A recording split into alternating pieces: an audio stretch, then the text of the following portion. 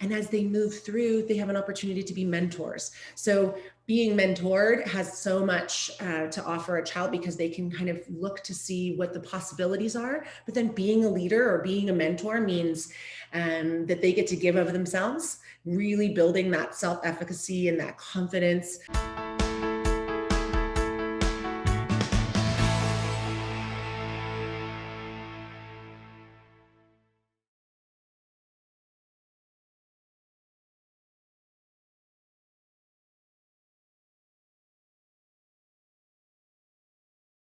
Yeah, I mean, I have the best job in the world. I get to start every day by greeting toddlers and elementary age children, coming in with big smiles on their face, helping their parents feel comfortable when they drop their children off. And so it's a really nice way to start the day. So I think so many people start their day, in an office or in front of a screen. And for me, just being able to be out in the community and welcome the children is really special.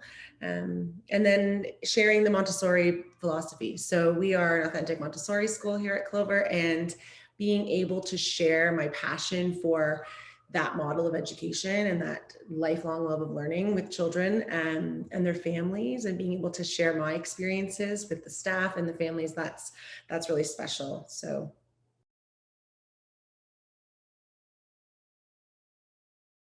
oh, well, so yeah, my journey's been interesting. I was a Montessori educator in elementary, grades 4, 5, and 6 for about 10 years before I became an administrator. And so I had the privilege of being able to be witness to children who had already been through a Montessori school system by the time they came to me, and when they're around 9 years old. And so I was able to really dig in with them and help them find their authentic selves and continue their journey of learning, which was beautiful. And I loved that work. So shifting into being an administrator, I knew there were going to be some challenges, but the thing I was so excited about was being able to create a community with the teachers who are like-minded, who are also inspired by Montessori, but to build a school and a community where the families are really treated as partners and are really treated as part of just one of the pieces of the child, the educators, and the parents, of that triangle, that team, to make sure that we're all working together in the child's learning journey.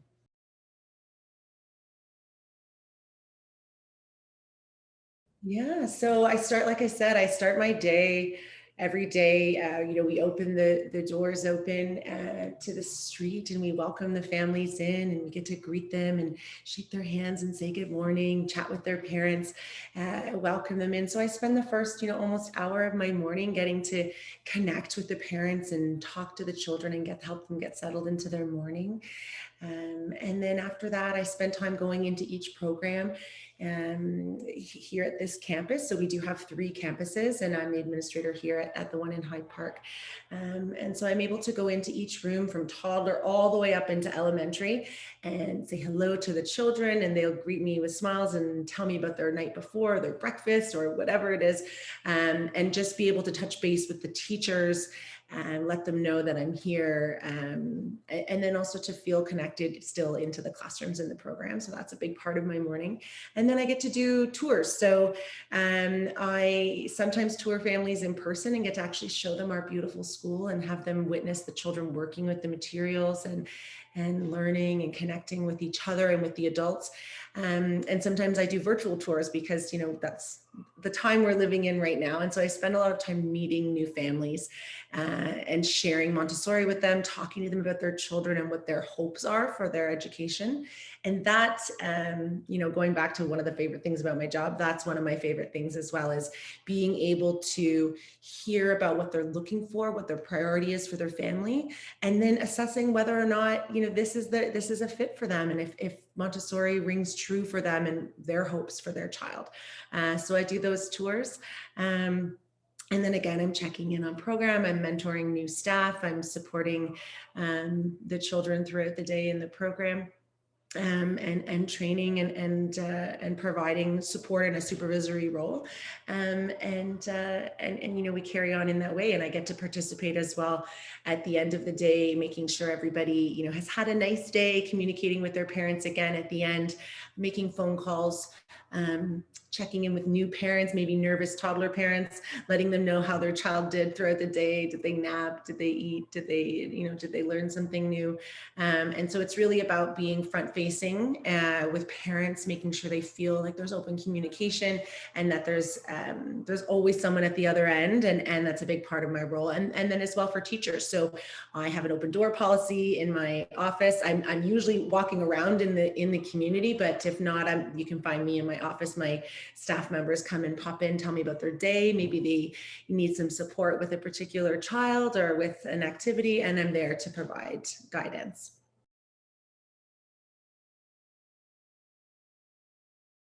You know, as a Montessori school, we have this unique um, journey for a child because they start as young as 18 months old. So we really are both a daycare provider, but you know, authentic Montessori school, but that also then continues on all the way until grade 6. So if a child joins us as young as in their toddler years, they're joining us in an environment that is designed to build independence. So the overarching goal of a Montessori school, and certainly at the Clover school, is to see the child as many parts of a whole, rather than just, you know, a vessel to be filled with knowledge or just focusing on the academics. We have our 4 pillars of our curriculum: mind, heart, health, and soul. And the idea is to really honor all those parts of the child through their journey. So, you know, that, like I said, independence is the ultimate goal of any Montessori program, and certainly here at the Clover School. For an 18-month-old, that looks like learning how to dress oneself. And, you know, from the minute they come in the morning, learning how to take off their belongings and put them away, from being able to set their table and share a meal with their friends, and then choose work that's inspiring to them. So that's, you know, that toddler piece of the journey is finding who they are as a member of a community, rather than just, you know, they're a child to be minded. We really are about letting them reveal themselves to us. So they start in the toddler experience. They're moving through our pre-primary and our CASA primary classrooms, and the child is having opportunities to build long-term relationships with their teachers. In Montessori, one of the hallmarks is having a mixed year age group. And so that means that the children can build trusting long-term bonds with their teachers, who are then highly invested in them because they'll have them for a number of years. And as well, during that part of their journey, they have the opportunity to come in as, you know, first years or new little ones. And as they move through, they have an opportunity to be mentors. So being mentored has so much to offer a child, because they can kind of look to see what the possibilities are. But then being a leader or being a mentor means that they get to give of themselves, really building that self-efficacy and that confidence. So they get to have that, you know, at every 3-year cycle. So in our CASA program, those leaders are 6 years old, but, you know, Dr. Montessori really believed that in general, adults underestimated children, and that we really didn't see their potential to be contributors to their community. So a 5 and a 6-year-old can really give a lot to their 3 and 4-year-old peers. Then as they move through the lower elementary program and the upper elementary program, they get that opportunity again, because those are each 3-year classrooms experiences. So by the time a child moves through and is a graduate of our elementary program in grade 6, they've really come to know themselves, to trust their gifts and the things that they offer to their community. And there's really an awareness of what those gifts can give to their local community, their classroom, their family, but then also, you know, global, like an awareness of global citizenship. So we do find that once they've completed their journey with us, they know who they are, they know what they want. And I think, you know, absolutely, it's a robust academic program, and the children are very, very capable young people, but also they believe in themselves. And I think children who are confident, but humble, and are aware of their gifts are really the young people that we're hoping to send out into the world.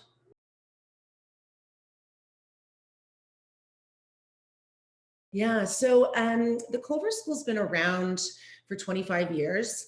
The owners, Sandra and Isabel, started just the two of them in a church basement with 8 kids. It's our silver anniversary this year, so 25 years ago. And over time, they grew and grew as the community needed more, childcare, and that they showed more interest in Montessori. And so they continued to build and add more staff into their community. And every time they brought a member into the community, they really looked for somebody who had had a like-mindedness and who had a belief in what we were doing and how important this work is. And so what we find in Montessori schools in general, and certainly at the Clover over the past 25 years, is that Montessori teachers are so connected to the work that they're doing, and they believe so much in the community and about those long-lasting bonds and relationships with families that they tend to stay. It's actually, one of the biggest challenges of opening a new campus. So we've had these other two campuses, and here at Hyde Park, it's a brand new campus, was staffing. So trying to, make sure that we had these educators that could really give to our community with years and years of experience, coupled with some people who were newly trained as well to kind of breathe new life into it, but trying to make sure that we had that balance. And people don't often leave their schools, so in general turnover is quite low. And so when we did have people join us here, we found that this was their big move, their big leap, and that this is their plan, is to be here for the duration of their career.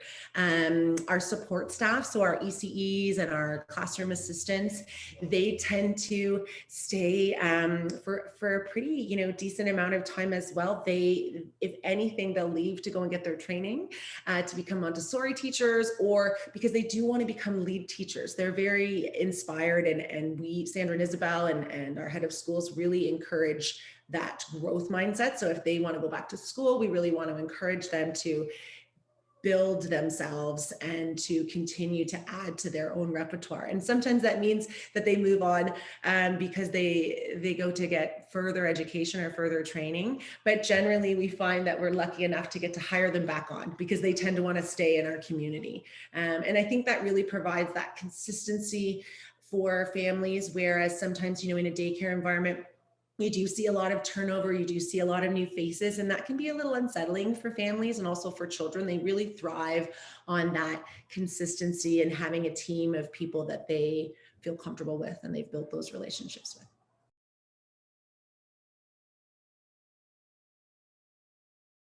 Yeah, I mean, I think if I think about what an avatar or a person would be who would embody our values, it's hard to pick one particular individual in our community. So if I had to kind of draw out um, what an individual would be who embodied our values, they would be somebody who um, is authentic, who knows themselves, who is warm and inviting, who is confident, but who also has enough humility to understand that there are limitations and that there's always room for growth, that they respect others' individuality, and also understand that everyone's on their own journey. And that they also have an awareness of the world around them. So what they do, there's an interconnectedness between what they do and what others do. So, that's the kind of young person that we're hoping to send out. Like I mentioned earlier, we're hoping to send young people out into the world who are confident, who are independent, who are problem solvers, and who think critically. And the Montessori pedagogy really hits the nail on the head and has been doing this for over 100 years, where the curriculum itself, the concepts of grace and courtesy and mutual respect between educators and children really allows for these people to find their place in the world and to develop to their individual potential. And so what we see in our graduates and in our teachers as well, and our educators, is people who have a strong belief and a foundation in who they are and what they're doing, and that the gifts that they're giving have value, but that they also know that There's a responsibility that comes with being educated. There's a responsibility to give back to your community and to the global community as well.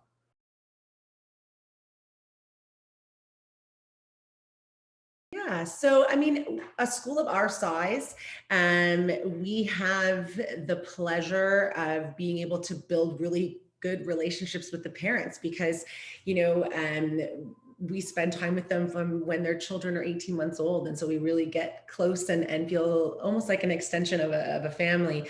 And so when they join us and then continue on through to grade 6 and graduate and become our alumni, we really relish in the opportunity to stay in touch with them and for them to share their next steps. So whether it's what middle school they went to and the dance recitals that they're continuing on into and the sports that they are participating in or the model UN that they do in high school, we really find that both the children, the alumni and the parents make an effort to stay in touch with us and let us know how they're doing. We really love that. And we've even had some of the alum come back and volunteer in our programs and work in our summer camps. And so that's been really special just to see what these, very poised creatures are like when they come back as teenagers and as young adults.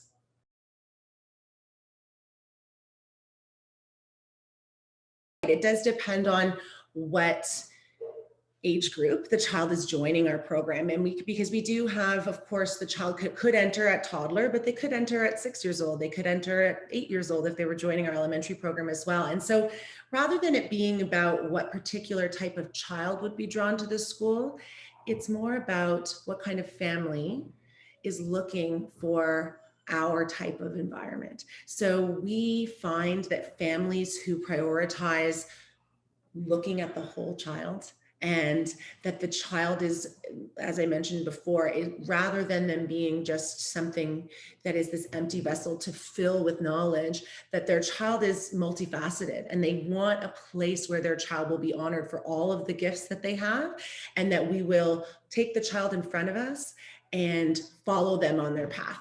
And through that path, to encourage them to be their best selves, to find their authentic selves, but also to challenge themselves as they go along. And so what we find is that families who want that for their child, they want their child to be able to believe in themselves. They want their child to be honored for more than just a grade and just their academics. And like I said, the academics are strong and these children are, do really well. But we find that families who want to join our community are families that really believe that a child is more than one part, that there are many parts of a whole, and that those pillars of honoring that a child's mind and that a child's heart and that their soul and that their body, these pieces of them all need to be honored. And so if they join us at 18 months old, I think what they're excited about is that our program is not just a place for a child to be minded, that it's really a place for a child to learn and grow and explore. If families are joining us a little bit older, they're looking for that multi-year age grouping. They're looking for an opportunity for their child to be able to be a leader and to be independent and to be a problem solver. And if they're joining us in the elementary age, they're really for sure looking for a program that invites all types of learners. So that inclusivity, so that concept of there isn't one right way to answer something, that group work and collaboration are honored. And so we find that those are the families that are the most drawn to us.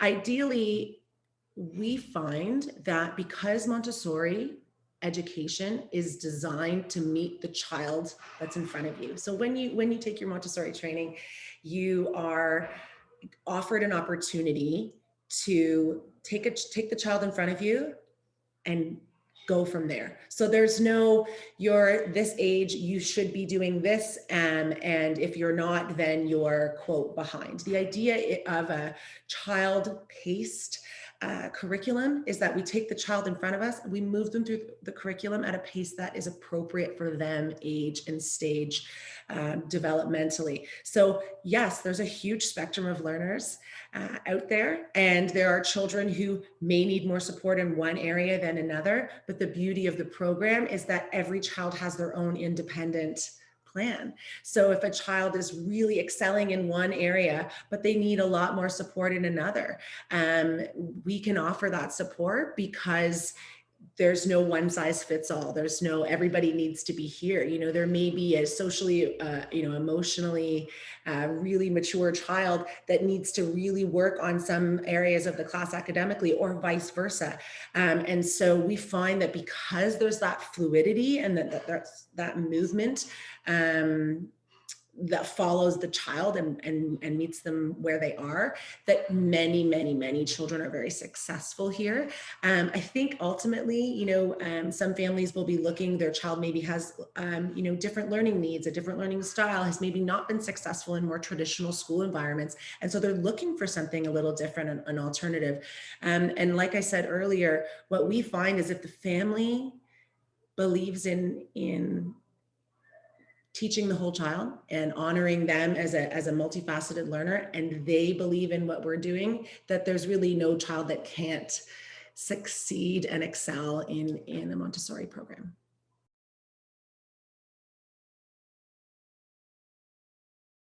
So yeah, truly this feeling of a real love of learning and a joy for being together in community and for learning. When you walk through the halls and you see our classrooms and you see the children interacting with the materials and with the adults and with one another, that's what we always hope to see when we're hiring a new staff member, when we're bringing in a new family. That's what we're always keeping in the back of our mind is there a deep joy for what we're doing here. And so I would say that goes from the toddler and just that sparking the joy and the interest in learning and acquiring language and exploring, all the way to making sure that our educators love to come to work and that it's a place where they feel valued and joyful when they come in every day. And so across the board, I would say that it is a culture of heart and inclusivity and a love of learning.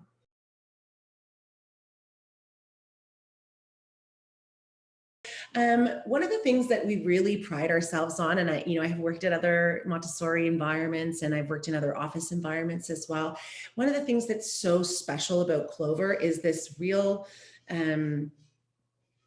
open communication between the school, and that means the administration and the classroom teachers and the educators and the families. And that openness and that transparency and that open door policy that really isn't just lip service. It is, we are here to partner in your child's upbringing, truly. So it's not just education. We are raising our children in community. And so we can't do that if it's a closed door. So, I say this all the time to new families that Montessori is special. The Clover School is a really special place, but it's not a secret. So what we're doing doesn't need to be closed off. It doesn't need to be something that you're not able to get your hands on. We really want the families to feel like they know what's going on, that they feel that their voices are heard, that if there are any concerns, that we are here to very openly welcome them to take that feedback and make changes. And so I feel like the parents really get that sense from us, that they can call any old time. They have a nervous toddler parent and they're like, that drop off was sad. Can you go check in on my child? And the answer is always yes. There's no question that's too small. We have lots of avenues and email and applications and lots of ways to connect. But ultimately, we really feel like the relationship, when I'm greeting them at the door and I'm seeing them in the morning, that they feel that we are here to partner with them as opposed to that we're inaccessible. So it's really about open communication.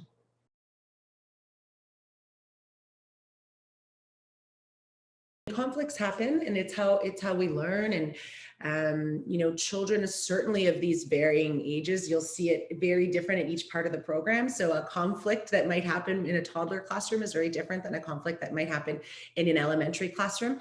But we do have this, the backbone of what we're doing, because it's authentic Montessori, is peace education. The goal is to educate the children so that they can bring about peace. And that doesn't just mean, you know, world peace, which of course we all strive for, but it means peace in our community and respect and mutual respect. And so from a very young age, you know, our goal, a very young toddler maybe doesn't understand if their actions, their words, if they have them, or if they're, you know, what they've done with their body, that it maybe has hurt a friend or upset a friend. So our job is to support them in understanding that. And, you know, we really want a young child all the way up into a child in grade 6 to understand that the things that they do have an impact on the people in their community, but that it matters, but it also matters how they feel.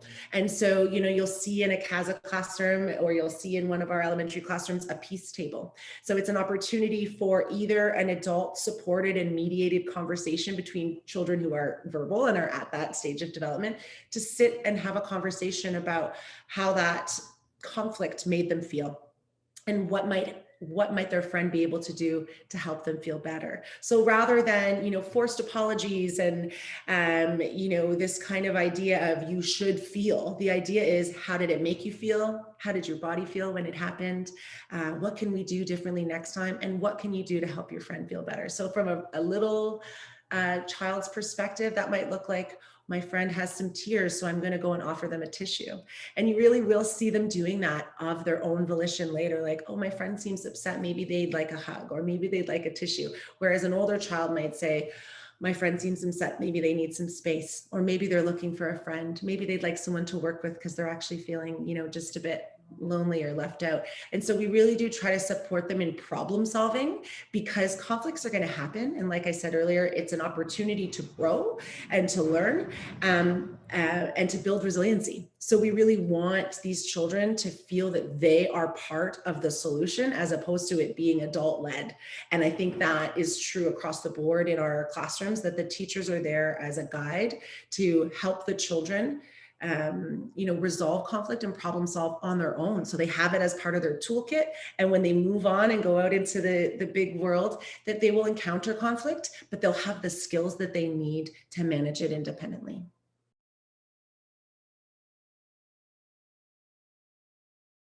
School is a person. Yeah, if the Clover School was a person, they would be, they would have a love of learning, a real excitement for growth. You know, I'm picturing them as maybe a young adult. So somebody who is excited to further their education and constantly, you know, inquisitive, someone who is a, you know, possibility thinker. So rather than looking at limitations and what can't be done, thinking like, it hasn't been done yet.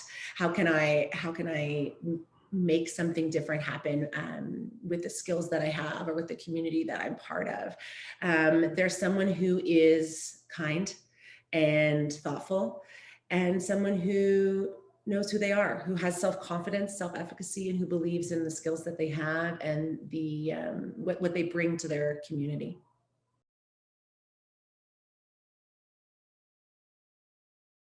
So we have 3 campuses at the Clover School. We have 2 in Midtown Toronto, and we have 1 in Hyde Park. So we have the privilege of being part of these kind of, you know, bustling communities that have a lot to offer. But in general, you know, we're in downtown Toronto. It's a world-class city. So we really do take advantage of the proximity to transit, which can lead us to museums and farmers markets and green spaces and performing arts.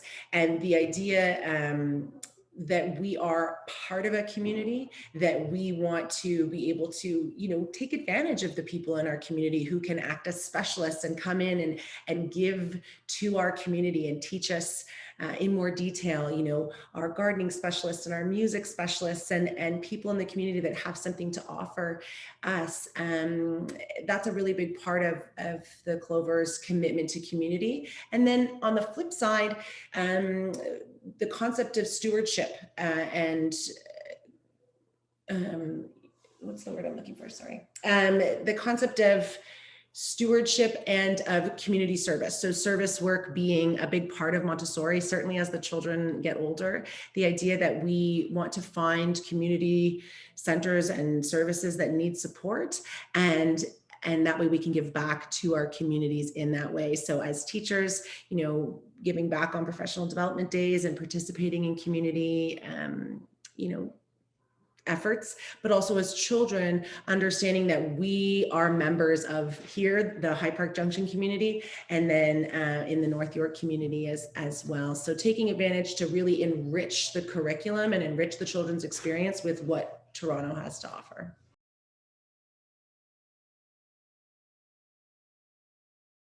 The first step would be to really look at what you want for your family. So I mentioned before, and I talked to a lot of parents about what they're looking for their child. And sometimes that question takes them aback a little bit and they think, oh, I'm not sure. And so what I would say is really ask yourself that question. In my family, what do I value? In our household, what do we hope for our children to be as young people? And so to make sure that that hope that you have and those values that you have in your household, that they are values that are in line with the school that you're looking at. So really, dig deep into those mission statements and really speak to the administrators and the educators there and find out what inspires them, what they love about working there, what they love about being an educator, and making sure that that love of learning and that commitment to the whole child and the commitment to community